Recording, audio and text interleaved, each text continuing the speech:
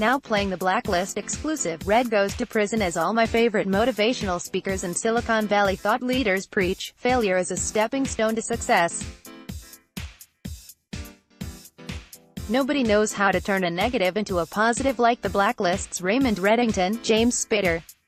Recent episodes have shown that, for Red, prison offers only physical barriers to his influence over the world's 1%ers and evildoers. 2 episodes ago, he successfully defended himself in court, and flirted with the judge in the process. In the most recent episode, he became king of the yard in less than a week by using messenger rats.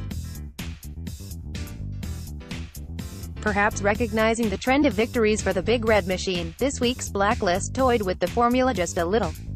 Rather than spending more time with Red as the Don of the Clink alter ego, explored the limits of Red's power in 2 contexts to mix results. In one story, Red returned to the courtroom to complete the hearing on the admissibility of the gun he had at the time of arrest. Much like the courtroom scenes a few episodes back, the back-and-forth squabbling between Spader's Red and Ken Leung's aggrieved lawyer made for a fun time. Discover your new favorite show. Watch this now. The show always asks the audience to accept that Red is the smartest person in every room.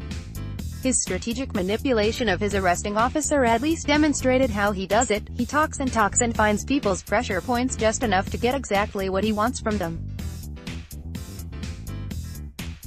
Sometimes, like with Les Megan Boone, the pressure ramps up over a long period.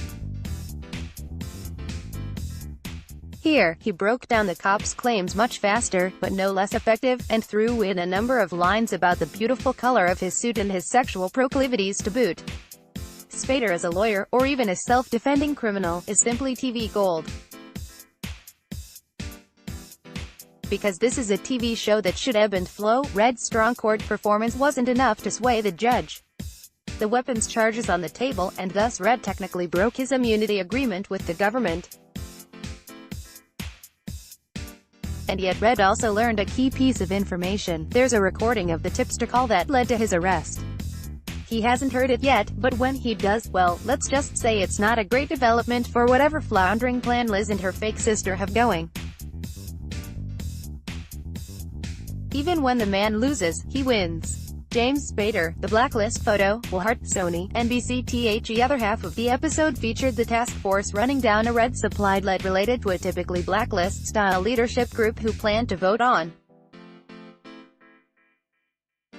something related to Red's power. Some 1%ers got knocked off, which raised alarm bells about Red's sustainability as the greatest living criminal, or whatever.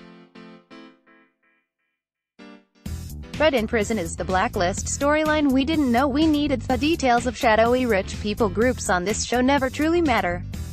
What did matter, however, is that the task force was successful in protecting an unknown heir of one of Red's supporters, assuring more positive votes in his favor. May he reign forever. The case did feature my favorite Blacklist flourish, extremely unsettling corporate business models. In many cases, the horrors of capitalism manifest through pseudoscience. Here, though, it was all about exploiting basic human longing through actors. The titular alter ego offered paid performers who fit inside crafted narratives of clients' lives, essentially mixing escort services with dream journaling. By the end of the episode, wrestler Diego Klatenhoff had been convinced to use the service to help survive a cousin's wedding. If only that could be featured in next week's episode. The Blacklist airs Fridays at 9/8 on NBC.